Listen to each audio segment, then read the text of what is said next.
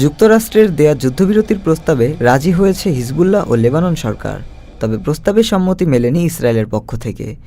দেশটির প্রধানমন্ত্রী Benjamin Netanyahu জানিয়েছেন, যুদ্ধবিরতি ঘোষণা করা হলেও অভিযান থামাবে না তার দেশ। চলতি বছরের সেপ্টেম্বর থেকে লেবাননে হামলা জোরদার করেছে ইসরায়েল। এসব হামলায় হিজবুল্লাহর শীর্ষ নেতাদের হত্যার পাশাপাশি দক্ষিণ লেবাননের দখল নিয়েছে ইসরায়েলি সামরিক বাহিনী। যুক্তরাষ্ট্রের প্রস্তাব অনুযায়ী প্রাথমিকভাবে ৬০ দিনের যুদ্ধবিরতিতে যাবে ইসরায়েল ও হিজবুল্লাহ। একে একটি স্থায়ী যুদ্ধবিরতির ভিত্তি হিসাবে দেখা হচ্ছে।